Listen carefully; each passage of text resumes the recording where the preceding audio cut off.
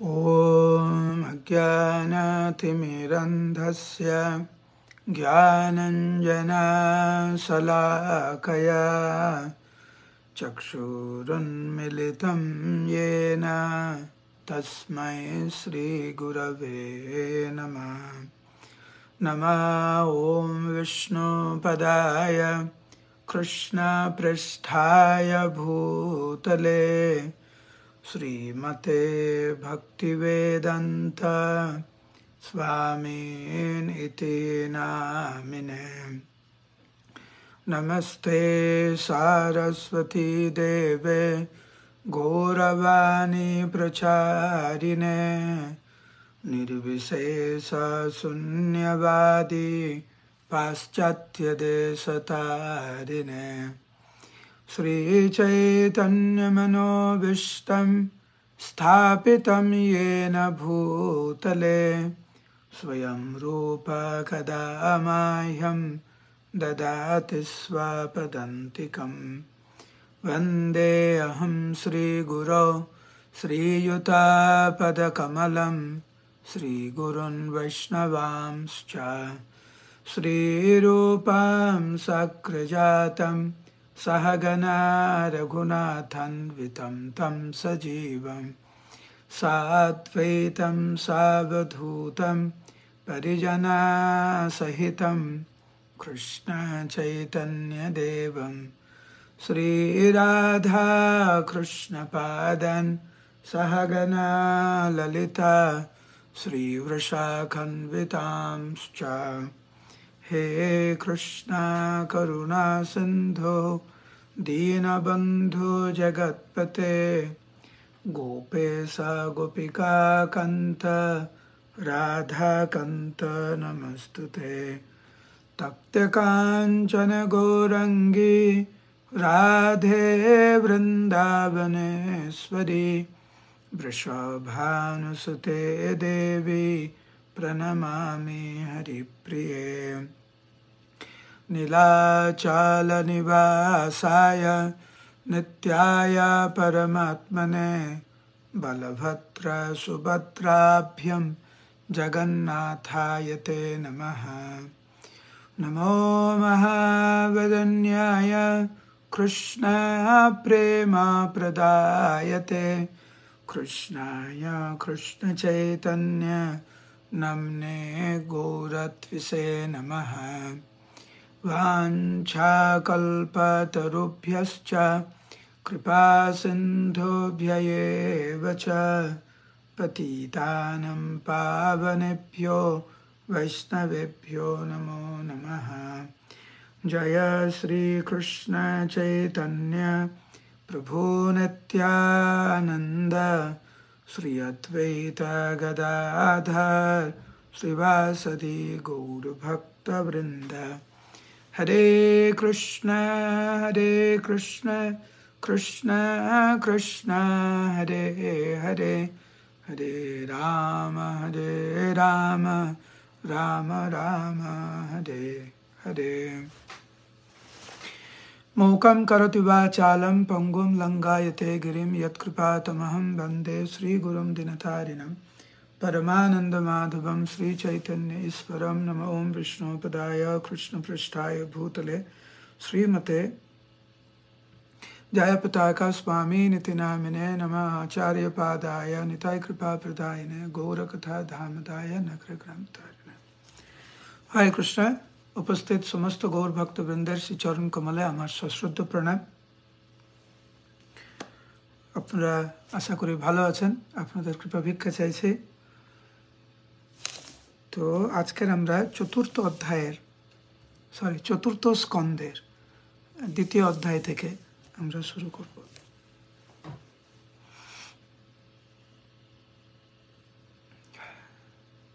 এই অধ্যায়ের নাম হচ্ছে শিবের প্রতি দক্ষের অভিশাপ।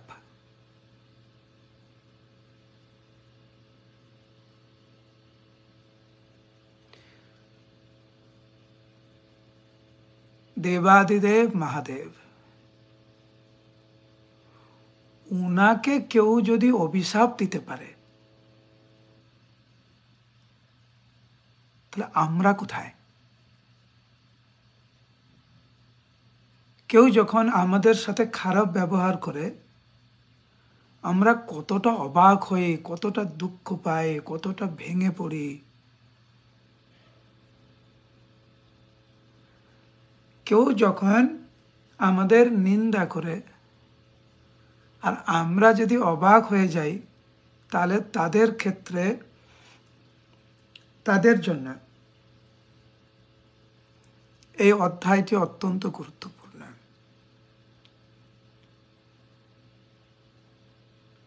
আমার তো মনে হয় না এই জগতে এমন কেউ আছে যাকে অন্যেরা হিংসা করে নেয়, খারাপ চোখে দেখে নেয়, নিন্দা করে নেয়, কটূক্তি করে নেয়। আপনাদের মধ্যে এরকম কেউ আছে নাকি?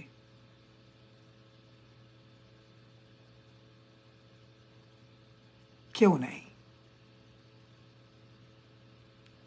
দেবাদিদেব মহাদেব, উনি ভগবানের গুণাবতার।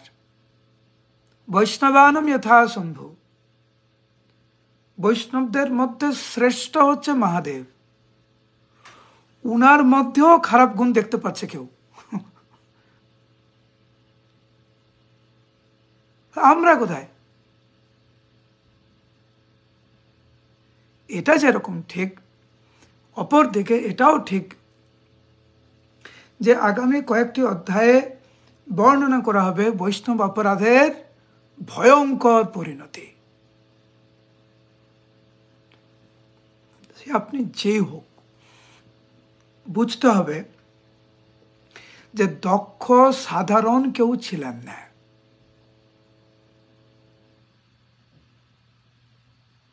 মহাপরাক্রমশালী উনি, সাক্ষাৎ ব্রহ্মার সন্তান উনি, প্রজাপতি দক্ষ। ওনার কি ভয়ঙ্কর পরিণতি হয়েছিল।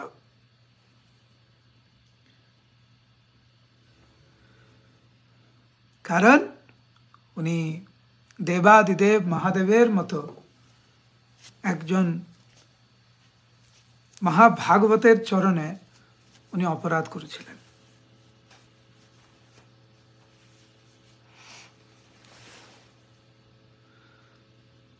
তো আমরা আজকের শুরু করি। ওকে, বৃন্দা দেবী রেডি? প্রথম শ্লোকটা পড়ো। অনুবাদ। বিদুর জিজ্ঞাসা করলেন, দক্ষ তার কন্যার প্রতি অত্যন্ত স্নেহপরায়ণ হওয়া সত্ত্বেও কেন সতীকে অবহেলা করেছিলেন এবং সুশীল ব্যক্তিদের মধ্যে সর্বশ্রেষ্ঠ শিবের প্রতি ঈর্ষাপরায়ণ হয়েছিলেন। তো স্বাভাবিকভাবে বিদুর একটু অবাকই হয়েছিলেন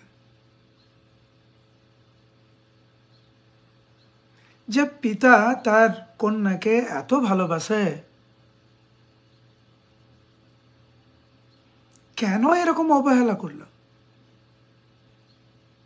এতটাই অবহেলা যে উনার কন্যা দেহত্যাগ করল। একজন ব্যক্তিকে কতটা অবহেলা করলে সে দেহত্যাগ করতে পারে, সে আত্মহত্যা করতে পারে। এবং উনি দক্ষ হয়েও সুশীল ব্যক্তিদের মধ্যে সর্বশ্রেষ্ঠ দেবাদিদেব মহাদেব, উনার প্রতি হিংসা পরায়ণ হলো কেন?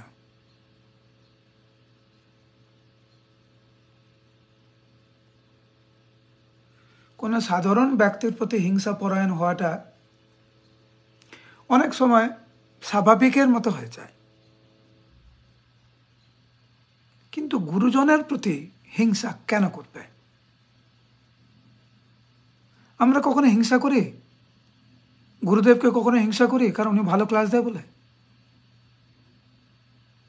আমরা কখনো হিংসা করি যে গুরুদেব মালা পরেছে, আমাকে কেন মালা দেয়নি? আমরা হিংসা করি না, প্রশ্নই ওঠে না, উনি তো গুরুদেব।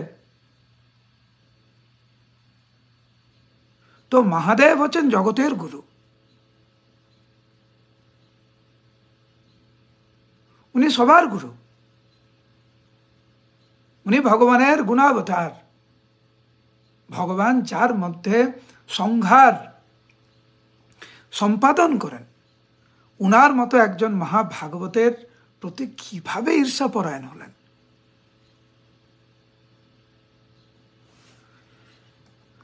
ওকে, তাৎপর্য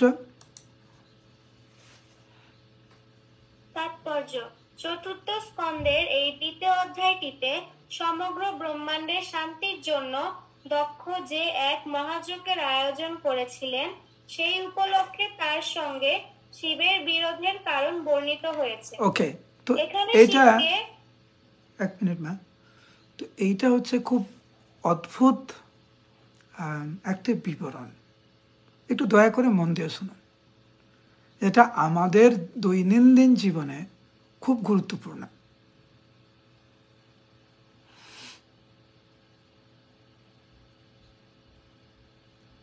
এটা কখনো হতে পারে না যে ব্রহ্মাণ্ডের শান্তি কামনায় বা কোনো শুভ কর্মে, কোনো আধ্যাত্মিক সেবা আমি করব, তার সাথে সাথে বৈষ্ণবের বিরোধিতা করব। এটা কিরকম?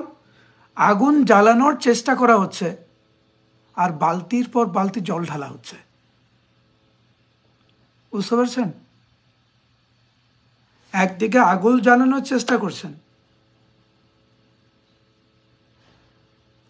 এক হাত দিয়ে হয়তো আগুন জ্বালানোর চেষ্টা করছেন, হাওয়া দিচ্ছেন যাতে আগুনটা হয়, অপরদিকে বাঁ হাত দিয়ে আপনি বালতির পর বালতি জল ঢালছেন। এটা কখনো সম্ভব না, কিন্তু সেইটাই বর্ণনা করা হয়েছে এখানে, যে সমগ্র ব্রহ্মাণ্ডের শান্তির জন্য দক্ষ যজ্ঞ করছে, তথাপি মহাদেবের মতো মহাভাগবতকে উনি বিরোধিতা করছে, অপরাধ করছে ওনার চরণ কমলে। দুটো তো একসাথে হতে পারে না। তো নিজের ভক্তি জীবন এবং বৈষ্ণব অপরাধ দুটো একসঙ্গে চলতে পারে না, এটা সম্ভব না। এবং আমাদের ভক্তি জীবনের সবচাইতে বড় প্রতিকূলতা হচ্ছে এই বৈষ্ণব অপরাধ। আরেকটা অদ্ভুত ব্যাপার, যখন মাথা গরম থাকে, আপনাদের কখনো মাথা গরম হয় না আমি জানি, তো সবাই শান্ত প্রকৃতির, কারোর কোনো রাগ নেই, আপনাদের কখনো কোনো রাগ হয় না, কিন্তু আমার মতো সাধারণ জীব যখন রাগ করে তখন বুদ্ধি ঠিকমতো কাজ করে না।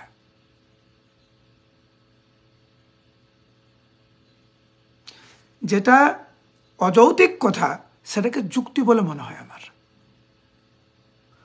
দক্ষ অপরাধ করেছিলেন কেন? কারণ উনি যুক্তি পেয়েছিলেন যে মহাদেব খারাপ। নিন্দা কখন হয়, অপরের নিন্দা কখন হয়? যখন আপনি তার দোষ ত্রুটি খুঁজে পান, যখন আপনি ভাবেন যে আপনি তার থেকে ভালো। উদাহরণ দিচ্ছি আপনাকে।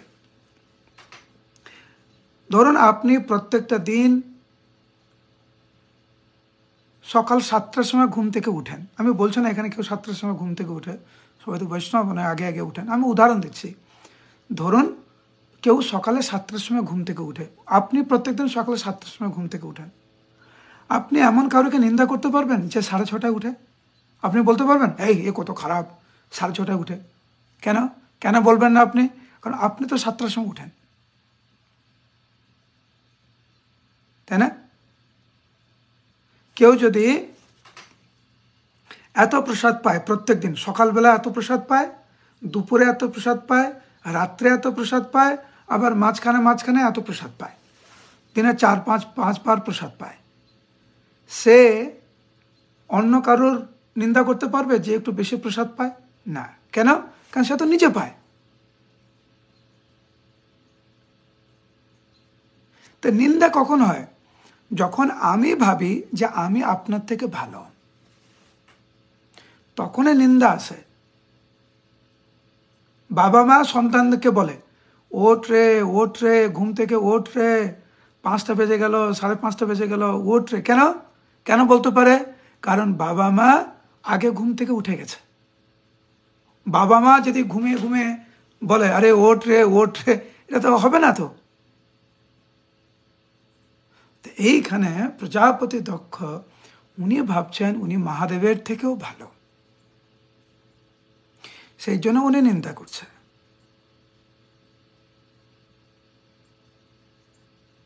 কিন্তু দুটি একসাথে কখনো হতে পারে না।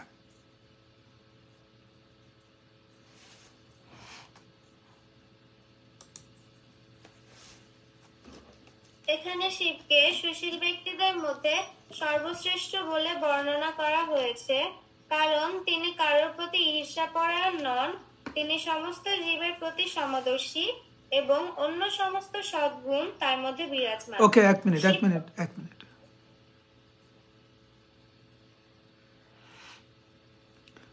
আমরা যদি ভালো হতে চাই, আমরা যদি সুশীল ব্যক্তি হতে চাই,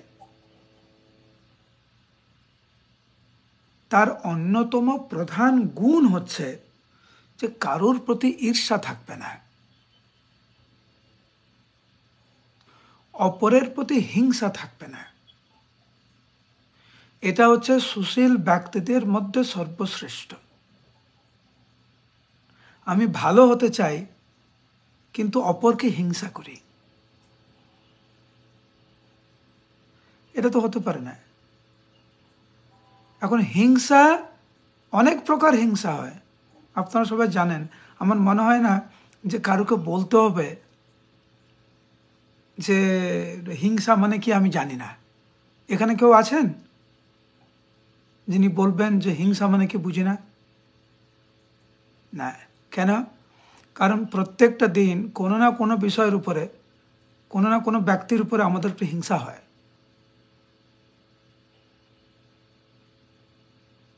কিন্তু প্রভুপাদ এখানে বলছেন যে সুশীল ব্যক্তিদের মধ্যে সর্বশ্রেষ্ঠ মহাদেব, কারণ ওনার মধ্যে কোনো হিংসা নেই, কারোর প্রতি ঈর্ষাপরায়ণ নন। তো আমরা যারা ভক্ত হওয়ার চেষ্টা করছি, আমাদেরও এই গুণটি যাতে আমাদের মধ্যে প্রকাশিত হয়, সেই ব্যাপারে একটু নজর দিতে হবে। যখনই হিংসা আসবে একটু সাবধান হয়ে গেলে ভালো।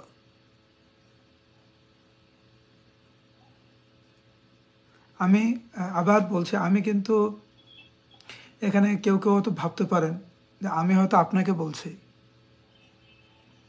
আমি আপনাকে বলছি না, আপনারা অনেক ভালো। কিন্তু ভক্তদের মধ্যে একটি প্রধান গুণ হচ্ছে কারোর প্রতি ঈর্ষাপরায়ণ না। আমরা যদি ভালো হতে চাই, ভালো করে জপ করতে চাই, সেই ভালো জপের অন্যতম মূল কারণ হচ্ছে ঈর্ষাপরায়ণ না হওয়া।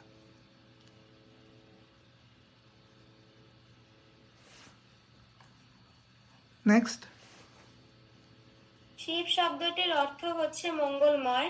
কেউই শিবের শত্রু হতে পারে না, কেননা তিনি এত শান্ত এবং ত্যাগী যে তিনি তার বসবাসের জন্য একটি গৃহ পর্যন্ত নির্মাণ না করে সমগ্র জড়জাগতিক বিষয় থেকে সর্বদা বিরক্ত থাকেন।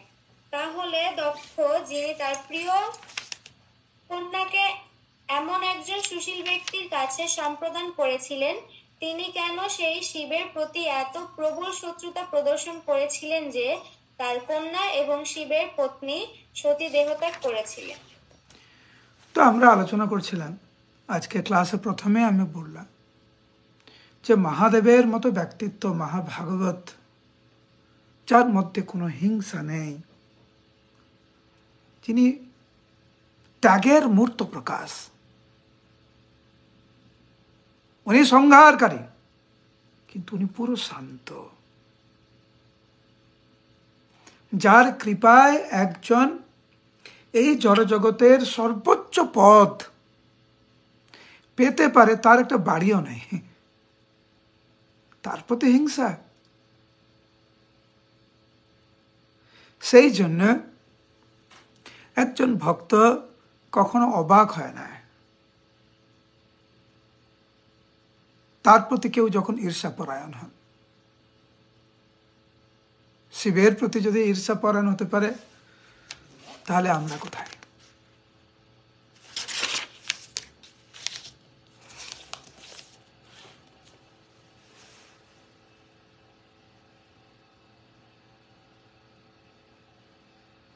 মহাদেব উনি হচ্ছেন এই জগতের গুরু। তিনি সমস্ত বৈষ্ণবদের মধ্যে উনি সর্বশ্রেষ্ঠ।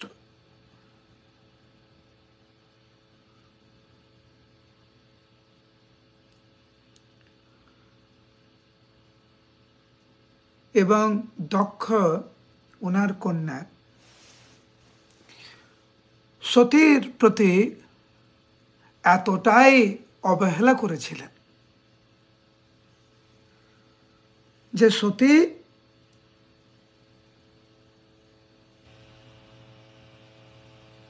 যিনি হচ্ছেন মহাদেবী, উনি দেহত্যাগ করেছিলেন।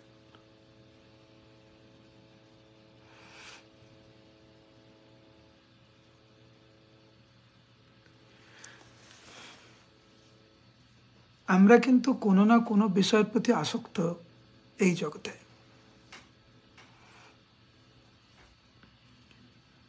যেমন ফোনের প্রতি আমরা আসক্ত, কিন্তু আমরা কিন্তু কোনো না কোনো সময়ে যদি সেরকম পরিস্থিতি আসে, আমরা ফোনটা কিন্তু ত্যাগ করতে রাজি। প্রসাদের প্রতি আমাদের অনেক আসক্ত।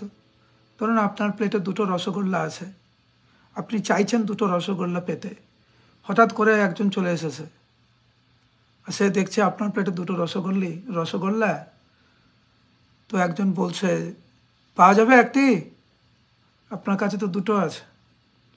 যদিও সে চাইছে 2টো রসগোল্লাই পেতে, কিন্তু সে ত্যাগ করে দিল। ঠিক আছে, না আমি তোমাকে একটা দিয়ে দিলাম। এইভাবে আমরা দেখি সম্পত্তি, ঐশ্বর্য কখনো কখনো ত্যাগ করা যায়, কিন্তু এই জড়জগতে দেহের প্রতি আমরা কিন্তু অত্যন্ত আসক্ত, নিজের দেহের প্রতি। এবং একজন ব্যক্তি কোন পরিস্থিতিতে নিজের দেহকে ত্যাগ করতে পারে, সেই জন্য বিদুর অনেক অবাক হয়েছিলেন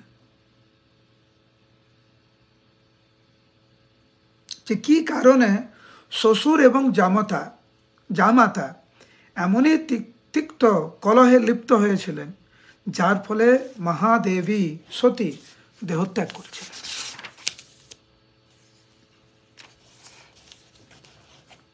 এই কাহিনী বলতে গিয়ে মৈত্রেয় ঋষি, যার কাছে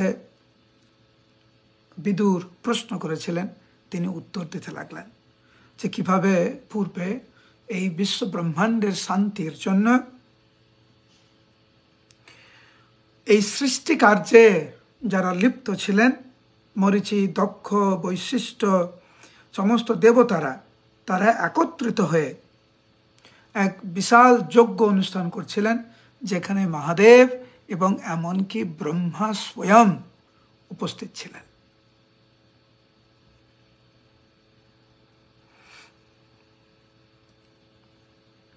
তো স্বাভাবিকভাবে দক্ষ নিজে এই যজ্ঞের অনুষ্ঠান করছেন। সমস্ত দেবতারা, সমস্ত মুনি ঋষিরা, এমনকি ব্রহ্মা মহাদেবও সেখানে উপস্থিত। আর প্রজাপতি দক্ষ সাধারণ কেউ ছিলেন না। তো উনি যখন সেই দেবতাদের, মুনি ঋষিদের সভায় যখন প্রবেশ করলেন, উনার গায়ের জ্যোতি সূর্যের মতো উজ্জ্বল ছিল, এতটাই উজ্জ্বল ছিল যে অন্য দেবতাদের গায়ের জ্যোতি অত্যন্ত নগণ্য বলে মনে হয়েছিল প্রজাপতি দক্ষের গায়ের জ্যোতির কাছে।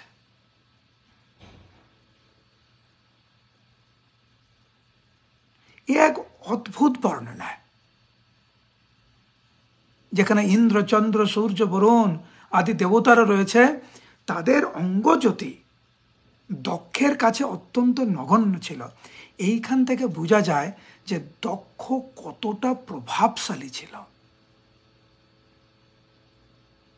কত উঁচু মার্গে ছিলেন।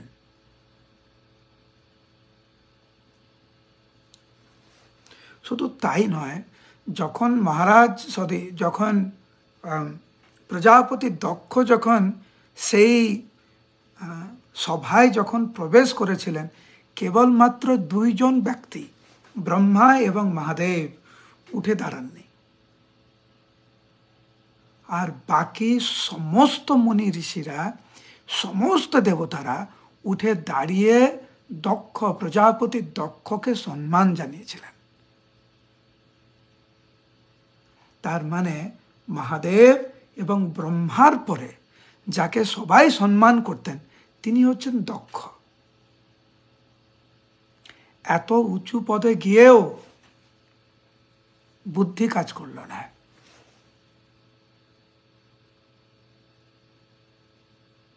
যে যত বড় হবে তাকে তত বেশি সাবধানতা অবলম্বন করতে হবে। যে যত জ্ঞানী হবে তাকে আরো তত বিনয়ী হতে হবে। যে যত বড় ভক্ত হতে চায় তাকে আরো তত বেশি সহ্য করতে হবে। আমরা ভাবি ভালো ভক্ত মানে আমাদের আর কোনো কিছু চিন্তা নেই, কোনো সহ্য করতে লাগবে না, এখন শুধু ভালো ভালো প্রসাদ পাবো। ভালো ভালো প্রসাদ পাবেন, ঠিক আছে, কিন্তু ভালো ভালো প্রসাদের সাথে সাথে আরো অনেক কিছু পেতে হবে। অনেক গালি মন্দ খেতে হবে, অনেক নিন্দা শুনতে হবে, অনেকের কাছে অপদস্থ হতে হবে। এটি প্রকৃতির নিয়ম। যত ভালো ভক্ত হওয়ার চেষ্টা করবেন, ততই মায়া বিভিন্নভাবে আমাদেরকে পরীক্ষা করবে, যা এখানে আমরা দেখতে পাচ্ছি। মহাদেবের মতো ব্যক্তিত্বকে নিন্দা করা হচ্ছে, দক্ষের মতো প্রজাপতি মহাদেবের নিন্দা করছে।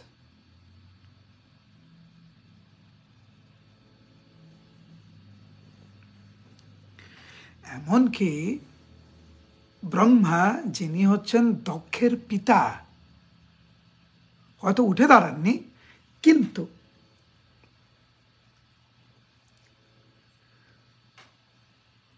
ব্রহ্মাও দক্ষকে হয়তো বসে সম্মান জানিয়েছিলেন।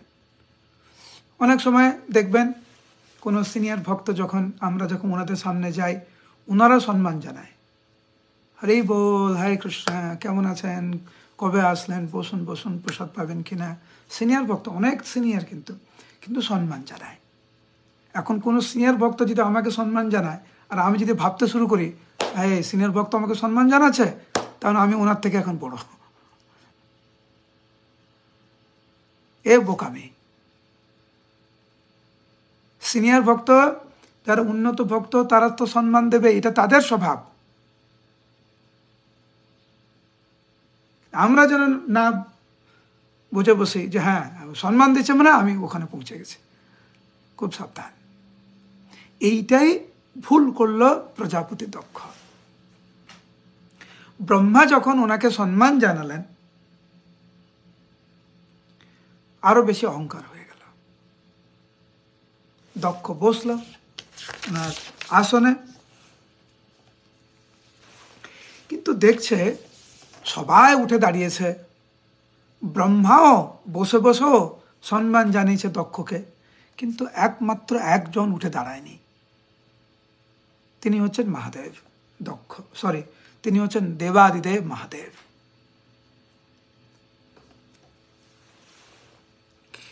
এবং সবাই সম্মান জানালো, শুধু একজন সম্মান জানায়নি বলে প্রজাপতি দক্ষ এতটা ক্রুদ্ধ হয়েছিল যে তার চোখ দুটি আগুনের মতো জ্বলছিল এবং তিনি কঠোর ভাষায় মহাদেবের নিন্দা করতে লাগলেন। কারণ উনি ভেবেছেন যে মহাদেব উনাকে অসম্মান করেছে।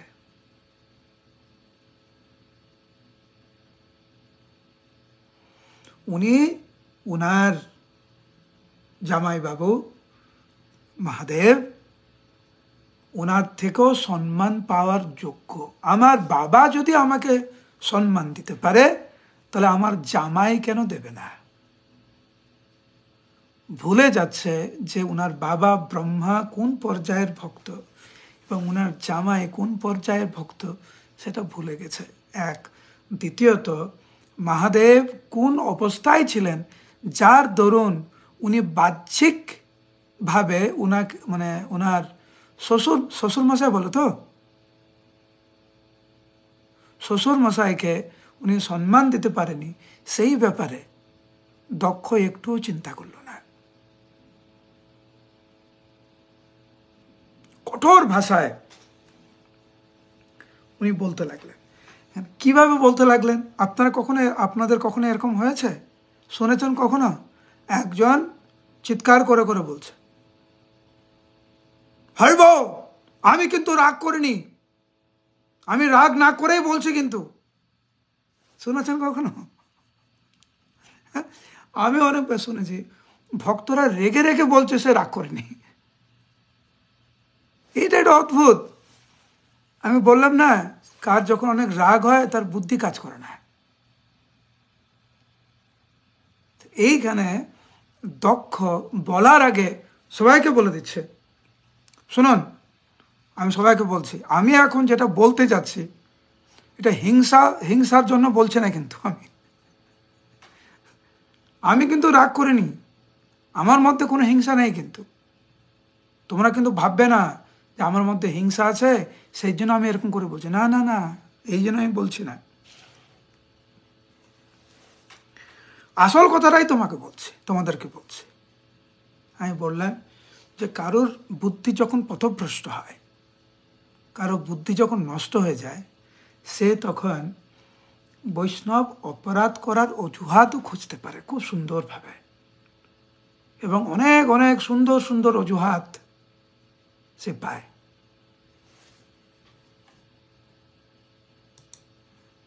এইখানে দক্ষ কি কারণ দেখাচ্ছে আপনারা একটু শ্রবণ করুন, যার ফলে সে ভাবছে যে মহাদেবকে নিন্দা যে আমি করছি, আমি ঠিকই করছি, খারাপ কিছু করছি না তো। প্রথমে কি দেখাচ্ছে যে এই মহাদেব আমাদের মতো মহান ব্যক্তিত্বকে সে অপমান করছে। সদাচার কাকে বলে সে কিছুই জানে না, সে একজন নির্লজ্জ ব্যক্তি। সে জানে না যে আমার মতো প্রজাপতিদের সাথে শিবের কিরকম আচরণ করা উচিত, সে জানে না।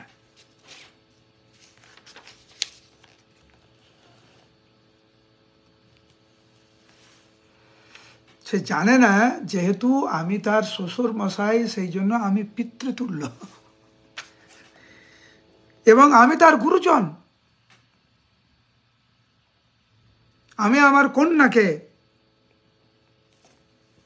তার হাতে সমর্পণ করেছি। এখন আমি বুঝতে পারলাম যে শিব ঠাকুর একজন ভণ্ড। বিবাহের আগে শিব ঠাকুর সাধুর ভান করেছিল, এখন আমি বুঝতে পারলাম ও সাধুই না। তাকে দেখতে একটি বানরের মতো। আর আমার কন্যা কত সুন্দরী, কিন্তু এখন আমি বুঝতে পারলাম যে শিবের মধ্যে প্রকৃতপক্ষে কোনো ভালো গুণই নেই।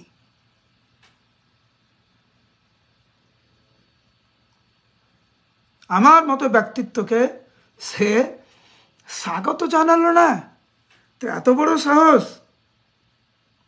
প্রকৃতপক্ষে আমি একটু জানতাম এইসব ব্যাপারে, সেই জন্য আমার কন্যাকে আমি তার সাথে বিবাহ দিতে চাইনি। কিন্তু আমার বাবা আমাকে বলল বিবাহ দিতে, সেই জন্য আমি দিয়েছি, নাহলে আমি দিতাম না। দয়া করে একটু বোঝার চেষ্টা করেন, দক্ষ যখন এই সব কিছু বলছিল, মহাদেব কিন্তু সেখানে উপস্থিত ছিলেন। মহাদেবের সামনে তাকে নির্লজ্জ বলছে, বানরের মতো বলছে, কি বিশ্রী ভাষায় তাকে গালিগালাজ করছে, যে শিব ঠাকুর একটি মানে অপবিত্র স্থান, শ্মশানের মতো স্থানে সে বসবাস করে। আর একজন ব্যক্তিকে কি করে চিনবেন? তার বন্ধু বান্ধবকে দেখে সে চিনতে পারবেন। শিব ঠাকুরকে কি করে চিনবেন? দক্ষ বলছে, দেখুন ও কার সাথে চলে, সে ভূত প্রেত এদের সাথে চলে। এর থেকেই তো বোঝা যায় যে মহাদেব লোকটি কেমন। সে একটা উন্মাদের মতো, কখনো হাসে কখনো কাঁদে, সে নিয়মিত স্নান করে না। আর ভদ্রলোকরা কি ভূষণ পরে, সোনা মণি মুক্তা দিয়ে কত সুন্দর ভূষণ পরে না। আর শিব ঠাকুর, তার অঙ্গের ভূষণ হচ্ছে মুন্ডমালা ও অস্থি। তাই সে কেবল নামেই শিব বা শুভ, কিন্তু প্রকৃতপক্ষে সে সবচাইতে উন্মত্ত এবং অশুভ। তাই সে তমগুচ্ছন্ন উন্মাদ ব্যক্তিদের অত্যন্ত প্রিয় এবং তাদের অধিপতি।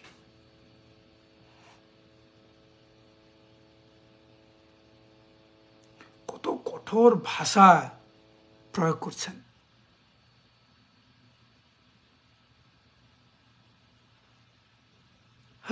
কৃষ্ণ।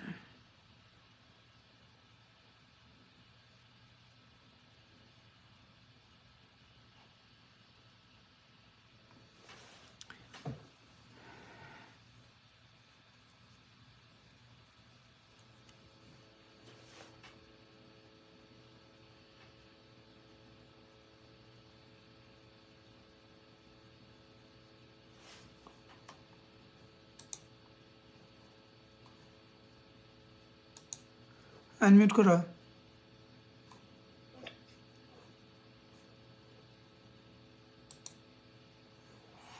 অলরাইট,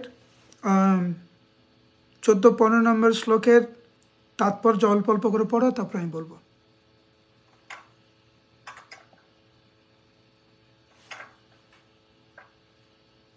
যারা নিয়মিতভাবে স্নান করে না তারা ভূত এবং উন্মাদ ব্যক্তি। আস্তে আস্তে আস্তে, তোমার কি খুব তাড়া আছে? আস্তে আস্তে আস্তে পড়ো, আবার পড়ো আস্তে। যারা নিয়মিতভাবে স্নান করে না তারা ভূত এবং উন্মাদ ব্যক্তিদের সহচর বলে বিবেচনা করা হয়।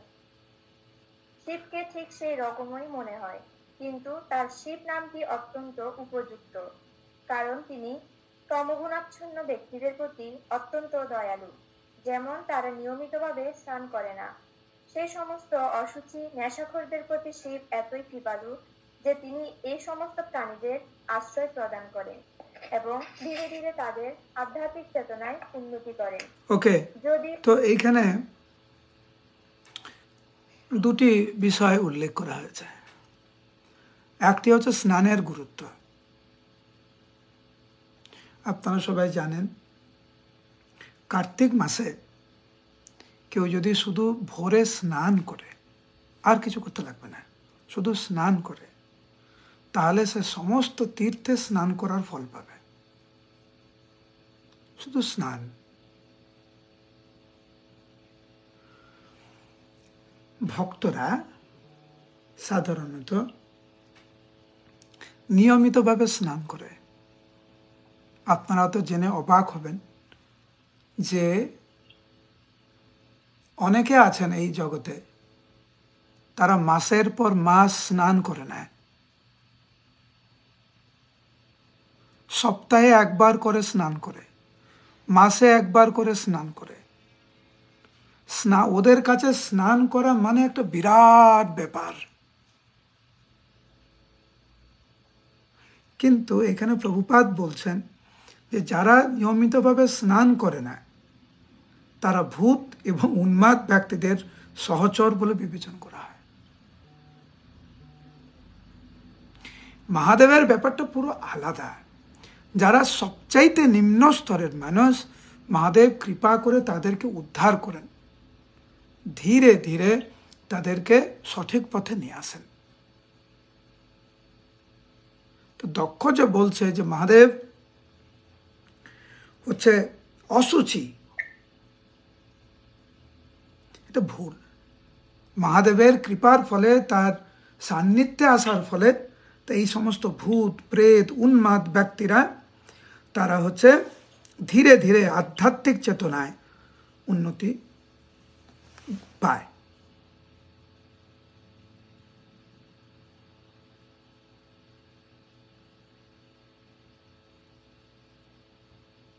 শিবকে বিশেষভাবে মঙ্গলময় বলা হয়।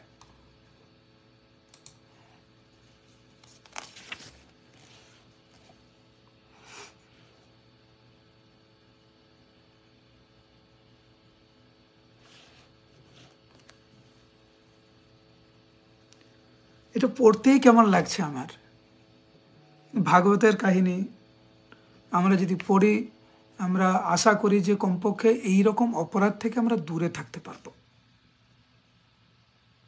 শুধু এইরকম চিন্তা করেই আমরা পড়ছি যে এরকম ভাষা কোনো বৈষ্ণবের প্রতি আমরা যেন কখনো না ব্যবহার করি। আমরা রুদ্রাণী পড়ো, 16 নম্বর শ্লোকের অনুবাদ পড়ো। বর্মার অনুরোধে আমি আমার কন্যাকে তার হস্তে সম্পাদন করেছি, যদিও সে সমস্ত প্রকার শৌচ রহিত এবং তার হৃদয় জঘন্যতম নোংরায় পূর্ণ। মহাদেব যিনি বিশ্ব ব্রহ্মাণ্ডকে শুদ্ধ করছেন, তাকে দক্ষ বলছেন যে তার হৃদয় নাকি জঘন্যতম নোংরায় পূর্ণ। এই রকম পরিস্থিতিতে শিবকে তার শত্রু বলে মনে করে দক্ষ জল নিয়ে আচমন করে শিবকে অভিশাপ দিলেন।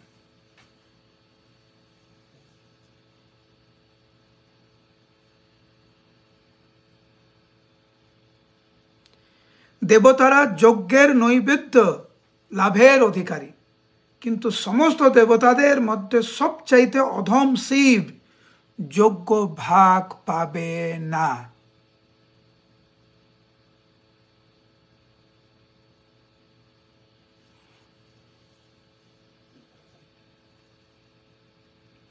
প্রভুপাদ বলছেন এই শাপের ফলে শিব যোগ্য ভাগ থেকে বঞ্চিত হন। শ্রীল বিশ্বনাথ চক্রবর্তী ঠাকুর এই সম্পর্কে বলেছেন যে দক্ষের অভিশাপের ফলে জড়জাগতিক বিষয়ে অত্যন্ত আসক্ত অন্যান্য দেবতাদের সঙ্গে শিব অংশগ্রহণ করার দুর্দশা থেকে রক্ষা পেয়েছেন। শিব হচ্ছেন পরমেশ্বর ভগবানের শ্রেষ্ঠ ভক্ত এবং দেবতাদের মতো বিষয়াসক্ত ব্যক্তিদের সঙ্গে একাসনে বসা অথবা আহার করা তার উপযুক্ত নয়। এইভাবে দক্ষের এই অভিশাপ পরোক্ষভাবে শিবের পক্ষে একটি আশীর্বাদে পরিণত হয়েছে। এটা মন দিয়ে শুনবেন একটু। কখনো কখনো আমরা এমন পরিস্থিতির মধ্যে দিয়ে যাই যেটা আমাদের কাছে অবাঞ্ছিত, যেটা আমরা কখনো আশা করিনি, যা আমরা চাই না, কিন্তু কোনো না কোনোভাবে আমাদের জীবনে ওটা ঘটে যায়। আমরা তখন ভাবি, হায় হায়, এ কি দুর্দশা হলো আমার, হে ভগবান তুমি কোথায়, তুমি কেন এটা আমাকে করলে, ইত্যাদি ইত্যাদি। অনেক সময় দুর্ভাগ্যবশত আমরা ভগবানকেও দোষারোপ করে বসি। আমরা বুঝতে পারি না যে আমাদের জীবনে যা হয়েছে, আবার বলছি, আমাদের জীবনে যা হয়েছে এবং যা হচ্ছে, সেই পরিস্থিতিগুলো যতটুকু আমার পক্ষে সামলানো সম্ভব সেটা সামলান, কিন্তু যেই সমস্ত বিষয়গুলি আমাদের নিয়ন্ত্রণের বাইরে, সেইগুলি ভগবানের বিশেষ আশীর্বাদ রূপে স্বীকার করে ভগবত ভক্তিতে মনোনিবেশ করুন। দেখবেন আপাত দৃষ্টিতে সেই অভিশাপ প্রকৃতপক্ষে আমাদের কাছে বরস্বরূপী। ওইটা কিন্তু ওই সময় হজম করা বা মেনে নেওয়া সম্ভব না।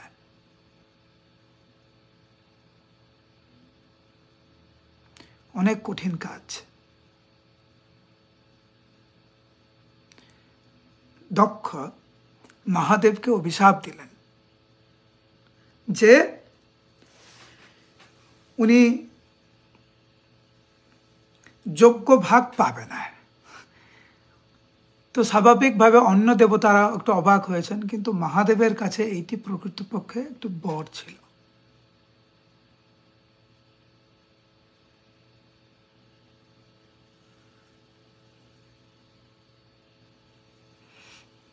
শ্রীল প্রভুপাদ এখানে অনেক উদাহরণ দিয়েছেন। ভক্তি সিদ্ধান্ত সরস্বতী ঠাকুর, গৌরকৃষ্ণদাস বাবাজি মহারাজ। মূল কথা হচ্ছে, প্রভুপাদ বলছেন, মূল কথা হচ্ছে যে শিব তার ভক্তির অনুশীলনে বাধা সৃষ্টিকারী বিষয়াসক্ত ব্যক্তিদের সঙ্গে এড়ানোর জন্য জেনে শুনে এইভাবে আচরণ করেছিলেন।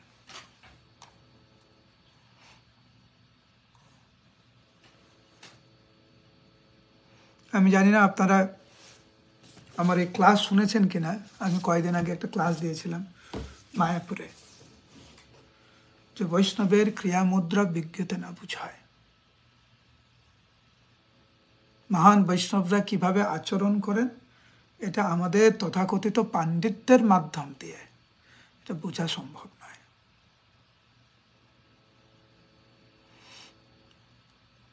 আমরা যেন অত্যন্ত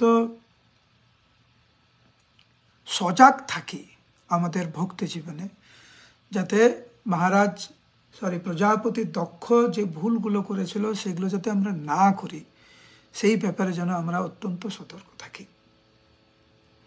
হরে কৃষ্ণ কৃষ্ণ কৃষ্ণ হরে হরে, হরে রাম রাম রাম হরে হরে।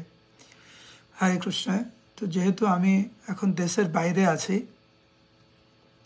আর ভারতের সময় আর আমি যেখানে আছি এখন সময় অনেক পার্থক্য। তো আমার এখানে বাজে এখন সকালবেলা,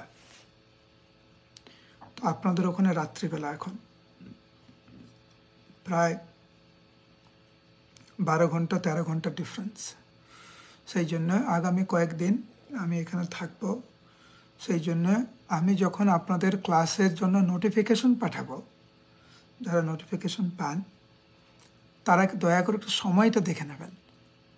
কারণ আমি তো সবসময় পাঠাই, তো পাঠানো মানেই স্বাভাবিকভাবে আপনারা ভাববেন ক্লাস হবে ভারতীয় সময় 7টা, বাংলাদেশের সময় 7:30টায়। কিন্তু আমি দেখলাম যে ভক্তরা মনে বুঝতে পারেনি। তারপরে আমি বললাম যে আজকে ক্লাসের সময়টা পরিবর্তন হয়েছে। তো যার দরুন আপনারা অনেকে ক্লাসে এসছেন আজকে। তো আমি নোটিফিকেশন পাঠাবো যেদিনকার আমার ক্লাস দেওয়া সম্ভব সেদিনকে আমি দেবো। আশা করি আমার সকালবেলা এখানে ক্লাসটা দিতে পারবো আমি। তারপরে আবার যখন ফিরে যাব দেশে, তখন আবার স্বাভাবিক সময় ক্লাস হবে। লক্ষ্মীনারায়ণ প্রভু,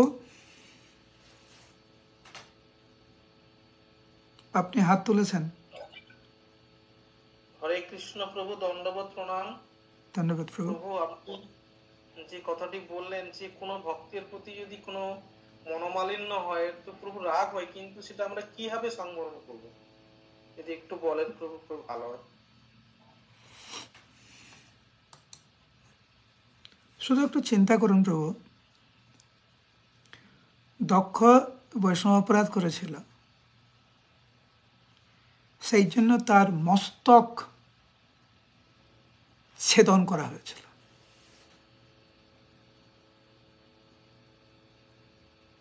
একটা পশুর মাথা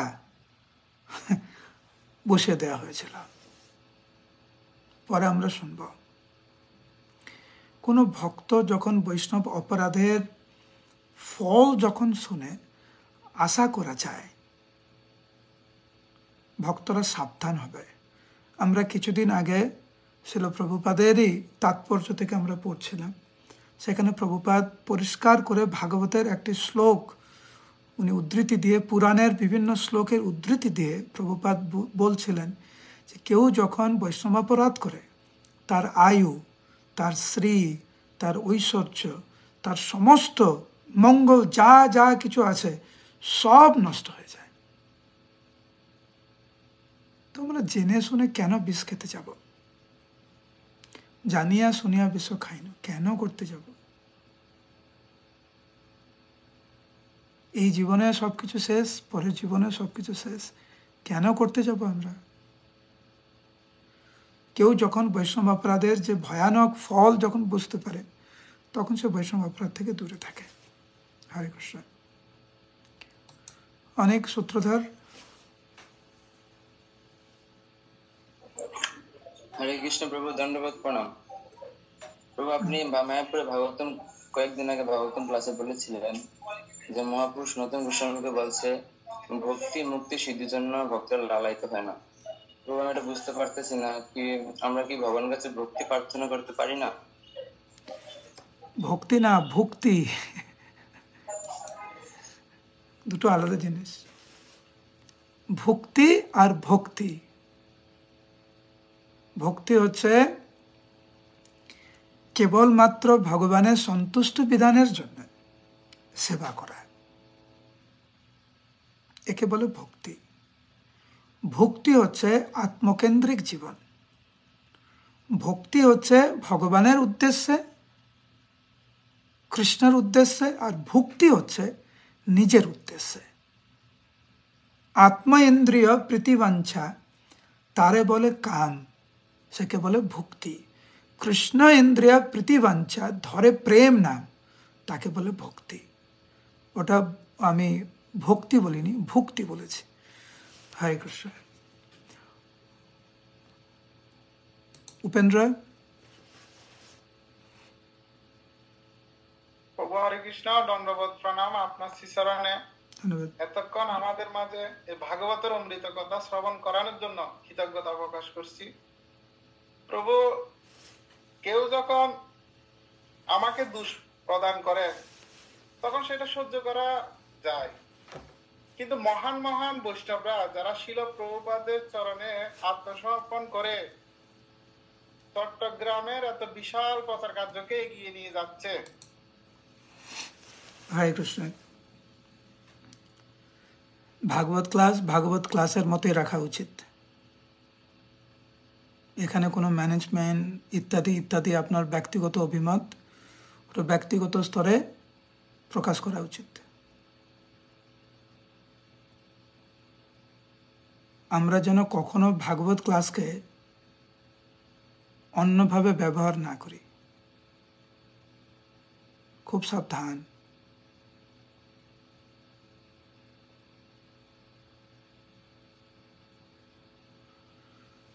আরেকটি বিষয় আমি পরিষ্কার করে বলতে চাই যে ইসকন এমন একটি সংস্থা, আমি একটা জিনিস বুঝতে চেষ্টা করতে পারি, আপনি হয়তো আপনার মতো বুঝছেন, আমি আমার মতো বুঝছি, কিন্তু সোসাইটি ইসকনের মতো প্রতিষ্ঠান আপনার অভিমত এবং আমার অভিমতে চলে না।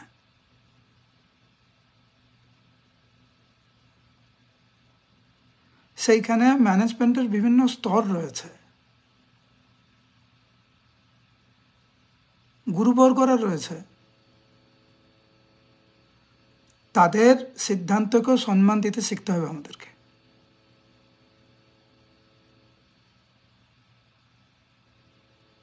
খুব সাবধান। এবং আমি দেখছি যে কিভাবে আমরা ভুল পথে পরিচালিত হতে পারি।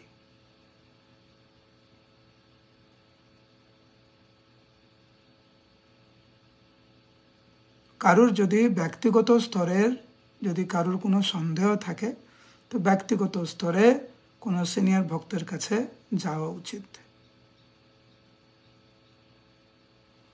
যদি ম্যানেজমেন্ট প্রশ্ন হয়ে থাকে তাহলে ম্যানেজমেন্টের বিভিন্ন স্তর আছে।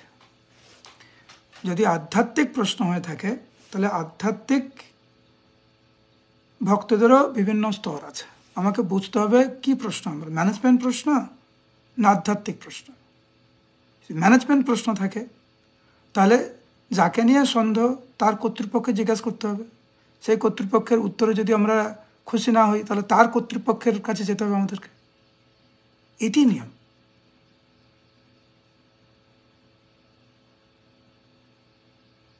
হরে কৃষ্ণ।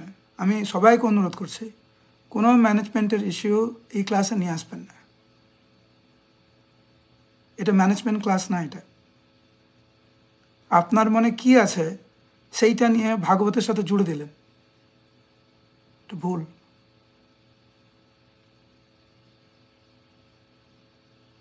এইখানে আমরা আলোচনা করছি যে কিভাবে প্রজাপতি দক্ষ সে এত উন্নত হয়েও সে ভুল করল, মহাদেব কিভাবে সেটাকে স্বীকার করলো সেটাও দেখার আমাদের। হরে কৃষ্ণ। কৃষ্ণ রেড্ডি,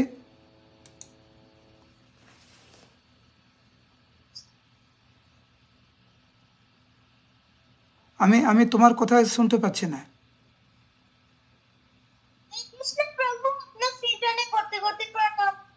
প্রণাম। আপনি যে বলেছেন যজ্ঞে ভাগ পায় নাই, যজ্ঞে ভাগটা মানে কি? মানে যোগ্য ভাগটা মানে কি? হ্যাঁ। ওকে, থ্যাংক ইউ। যখন বৈদিক প্রথা অনুসারে যখন বিভিন্ন মন্ত্র উচ্চারণ করা হয় তখন বিভিন্ন দেবদেবীর উদ্দেশ্যে বিশেষ মন্ত্র উচ্চারণ করে সেই বিশেষ দেব বা দেবীকে অর্পণ করা হয়। যেমন আমাদের ইস্কনে আমরা তো ভগবান বিষ্ণুর ভগবান কৃষ্ণের উদ্দেশ্য যজ্ঞ করি। যেমন সহস্রশীর্ষা পুরুষঃ সহস্রাক্ষ সহস্রপাদ সভূমিন বিশ্বতো ভৃত্বা অত্যতিষ্ঠাদশাঙ্গুলম স্বাহা ইদম কৃষ্ণায় ইদম ন মম। মানে এই যে আহুতি দিলাম, ঘি, জব, তিল, এই যে মন্ত্র, হে কৃষ্ণ ইদম কৃষ্ণায় ইদম ন মম, এটা কৃষ্ণের উদ্দেশ্যে আমি অর্পণ করলাম। এবং ভগবান কৃষ্ণ এই যজ্ঞ ভাগ উনি গ্রহণ করেন। উনি গ্রহণ করার মাধ্যমে আমাদের মঙ্গল হয়। ঠিক সেই রকম বিভিন্ন দেবদেবীর উদ্দেশ্যে বিভিন্ন যজ্ঞ আদি অনুষ্ঠান আদি হয়ে থাকে। তো যখন হচ্ছে ব্রাহ্মণরা, এটা হচ্ছে কর্মকাণ্ডে, আমি তো উদাহরণ দিলাম এটা হচ্ছে কৃষ্ণের উদ্দেশ্য যজ্ঞ, বিষ্ণুর উদ্দেশ্য যজ্ঞ, কিন্তু বাইরে কর্মকাণ্ডতে তুমি দেখবে অনেক দেবদেবীর উদ্দেশ্যে তারা অর্পণ করে।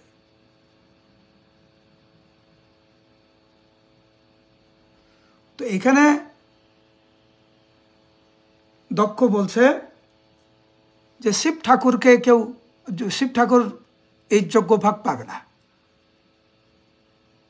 এখন তোমাকে কেউ যদি বর দেয়, অভিশাপ দেয়, তো তোমাকে কেউ শিকল দিয়ে বাঁধবে না। এটা কি অভিশাপ নাকি বর? তাই না? এটা তো বর, এটা তো অভিশাপ না। আমি অভিশাপ দিচ্ছি, তোমাকে কেউ শিকল দিয়ে বাঁধবে না। Very good. কারণ এই দেবদেবীদের উদ্দেশ্যে যে এই যে যজ্ঞ করা হয়, তারা যে যজ্ঞের ভাগটা গ্রহণ করে, এটা তো সপ্ত জড়জগতের নিয়মের মধ্যে। দেবদেবীরাও যে সন্তুষ্ট হয়, বর প্রদান করে, তারাও এই কর্মের মধ্যে জড়িয়ে যায়। সেই জন্য মহাদেব যখন এটা শুনলেন, উনি বাহ খুব ভালো। তো প্রভুপাদ বিশ্বনাথ চক্রবর্তী ঠাকুরের উদাহরণ দিয়ে উনি বলছেন খুব ভালো, এটা তো অভিশাপ না, এটা তো বর। যেমন নারদ মুনিকে অভিশাপ দিয়েছিলেন, হ্যাঁ তুমি এক জায়গায় বেশি দিন থাকতে পারবে না, বেশিক্ষণ থাকতে পারবে না। নারদ মুনি বলছে খুব ভালো, ভেরি গুড। প্রভুপাদ বলছেন যে এই যে অভিশাপ নারদ মুনিকে দেওয়া হয়েছিল, এই অভিশাপ পরম্পরা সূত্রে আছে। আমার গুরুদেব এই অভিশাপ পেয়েছিলেন, আমিও এই অভিশাপ পেয়েছি। মানে প্রভুপাদ নিজের কথা বলছেন, আমি এক জায়গায় বেশিক্ষণ থাকতে পারবো না। ভেরি গুড, খুব ভালো। তো অভিশাপ না, এটা তো বর। সেই জন্য দেখবেন প্রচারকরা ও এক জায়গায় বেশিক্ষণ থাকে না, আজকের এখানে তো কালকের ওখানে, আজকে এই দেশে তো কালকের ওই দেশে। খুব ভালো। এখন যারা অভক্ত তারা ভাবে, রে এ মহারাজ এই প্রভু এক জায়গায় থাকতে পারে না, কত কষ্ট। এই দেখো আমরা তো প্রত্যেক দিন জানি কখন প্রসাদ পাবো, কোন জায়গায় ঘুমাবো, কখন ঘুমাবো। প্রচারকরা কিছুই জানে না, সকালে প্রসাদ পাবে না দুপুরে পাবে, আজকের এখানে ঘুমাতে পারবে কি পারবে না, কোনো কিছু নিশ্চয়তা নেই। তো অন্যরা ভাবে এটা অভিশাপ, কিন্তু যারা প্রচারক তাদের সাথে কথা বলে দেখবেন যে ওইটা অভিশাপ না বর।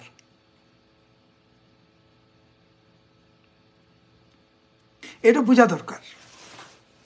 একটা আপাত দৃষ্টিতে নিশ্চিন্তের মধ্যে থাকা, বাড়িতে আছে নিশ্চয়ই দুপুরে কেউ প্রসাদ দেবে, আমার নির্দিষ্ট রুম আছে, আমার খাটে কেউ ঘুমাবে না, এটা আমার জায়গা, ইত্যাদি ইত্যাদি, একটা নিশ্চিত বলে মনে হয়। প্রচারক কোনো ঠিক ঠিকানা নেই, সত্যিকারের প্রসাদ পাবে কি পাবে না, ঘুমাতে পারবে কি পারবে না ঠিক নেই। কিন্তু আসল জিনিসটা হচ্ছে, দেখবেন যারা প্রচারকরা এই তথাকথিত অনিশ্চয়তা কিন্তু নিশ্চিন্তে আছে ওরা। তো তথাকথিত যে শিব ঠাকুরের প্রতি যে অভিশাপ,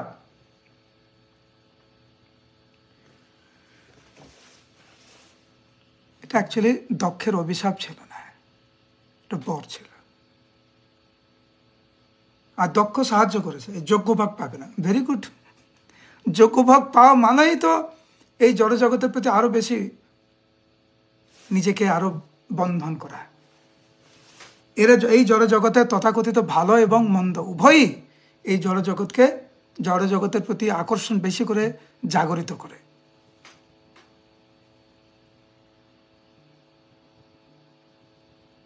খুব মানে শিব ঠাকুর তো খুব খুশি, নানুবানি খুব খুশি ছিলেন, প্রভুপাদ খুব খুশি ছিলেন। প্রভুপাদ এটাও বলে গেছিলেন যে আমার শিষ্য প্রশিষ্যরা আমার এই অভিশাপও তাদেরকে নিতে হবে। আর নিচ্ছেন ইস্কনের প্রচারকগণ, সন্ন্যাসী গুরুবৃন্দরা এইভাবে তারা ঘুরে ঘুরে প্রচার করছে, কোনো নিশ্চয়তা নেই। আপনি যদি উপলব্ধি করতে চান এই জীবনটা কেমন, রাস্তা বেরিয়ে আসুন 1 মাস, দেখবেন কেমন জীবন। কোনোদিন আপনি কারো বাড়িতে যাবেন, 56 ভোগ করে খাওয়াবে আপনাকে, তারপরের দিন কোনো প্রসাদ নেই। একদিন কোনো ভালো জায়গায় বিশ্রাম করবেন, তারপরের দিন রাস্তায়, বাস স্ট্যান্ডে, ট্রেন স্টেশনে ঘুমিয়ে আছেন। আমার এখনো মনে আছে একবার শিয়ালদাতে, কলকাতায় শিয়ালদা স্টেশনে এসেছি, অনেক রাত হয়ে গেছে, আমাদের কিছু পাচ্ছি না। তো আমরা কয়েকজন ছিলাম, তো নিউজ পেপার ওই মাটিতে দিয়ে আমরা সবাই ঘুমিয়ে গেছি। 8 ঘন্টা হয়নি, তারপরে যে কাজের লোক একদম যে জলের পাইপ নিয়ে এসেছে, মহারাজরা উঠুন উঠুন উঠুন, জল দিয়ে আমাদেরকে উঠিয়ে দিয়েছে। আমাদের একদম জামা কাপড় সব ভিজে গেছে। সাধুরে এসে তো কিছু ব্যাপার নেই, ওট ওট ওট ওট ওট ওট, এটাই জীবন। একদিকে স্টেশনে ঘুমিয়ে আছেন নিউজ পেপার পেতে, কর্মচারীরা জল দিয়ে ভিজিয়ে দিচ্ছে আপনাকে উঠিয়ে। তারপরের দিন কত সুন্দর জায়গায় কেউ বিশ্রাম করছেন আপনি, তারপরের দিন আবার বাস স্টেশনে বসে আছেন। এইটি হচ্ছে, অনেকে ভাবতে পারে এটা অভিশাপ। এই যে কত বড় বর, কত বড় আশীর্বাদ, যারা প্রচার করেন তারাই বুঝবেন। ঠিক আছে, ওকে, হরে কৃষ্ণ। আজকে অনেকক্ষণ হয়ে গেল, 1 ঘন্টা হয়ে গেছে। তো আগামীকাল ভারতীয় সময় 5:30টা, বাংলাদেশের সময় 6টা, আর শ্লোক ক্লাস ওইটি হচ্ছে বাংলাদেশের সময় 5টা, বাংলাদেশের সময় ইন্ডিয়ান টাইম 5টা, বাংলাদেশের সময় 5:30টা। এতগুলো সময় বলতে মানে মাথাটাই হয়ে গেছে। ঠিক আছে, সবাই ভালো থাকবেন, কালকে আবার দেখা হবে। হরে কৃষ্ণ।